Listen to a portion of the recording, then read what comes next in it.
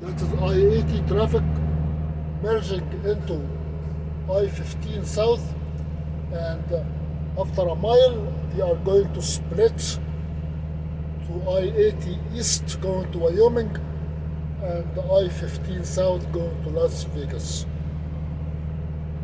This is a junction of I-80 and I-15 in the center of Salt Lake City.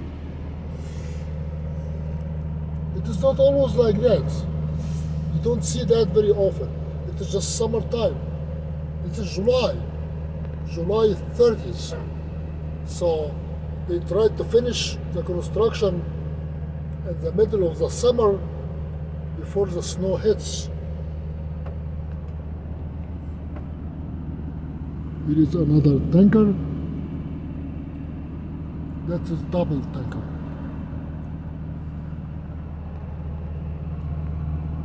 Yeah, double tanker, flammable material.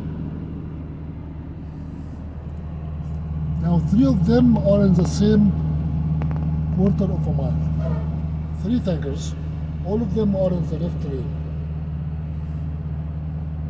You can say, well, they are in the left lane to avoid the merging of I-80 and I-15, because the merging happens only on the right lane. They merge on the right lane, as you see, and they are going to split also on the right lane at exit 304, where I-80 would be heading east and I-15 would be heading south. So you can explain why the double tanker fuel is driving on the left lane to avoid that mess. Because most of these guys are highly trained drivers, and they work for life. Some of them work 40, 50 years doing the job.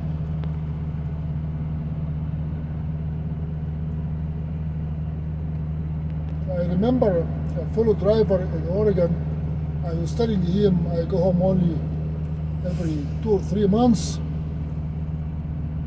He said something to me shocking. He asked me, when do you think I was home last time? I said, maybe a month, 2 months ago. He said, 30 years.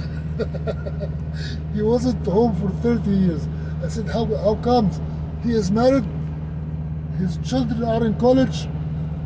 When he wants to go home, he doesn't go home. He brings his family to the truck stop. That was close to Portland. That poor guy, he become obsessed with the truck. He cannot separate from the truck. He sleeps in the truck, and he's afraid to go home, so he might lose his skills as a truck driver. I swear that guy told me he did not go home for 30 years. Of course, I think it might be longer, it might be shorter. It seems like he lost track on time. I did know few people in my life that have some kind of autism. They don't know the difference between a month and a year and a week. But the man was okay. He was a truck driver, very sharp. But he said he see his kids at the truck stop. They have to come to take money from him. He see his wife at the truck stop. And anybody wants to go with him on the road, they come to him, but he doesn't go home.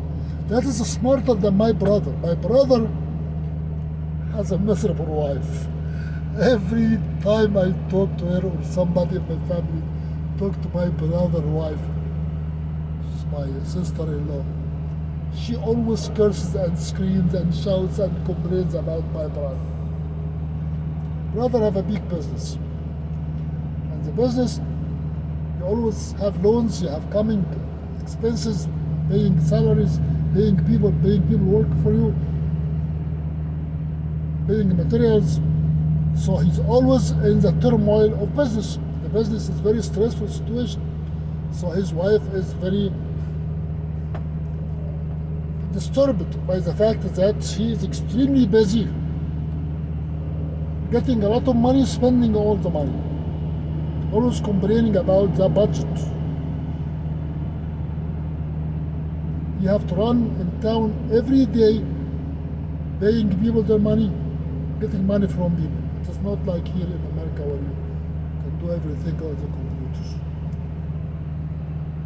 This guy is coming from California and Nevada. And these guys in front of me going down to Las Vegas. And I live here. I need to get out of here if I can.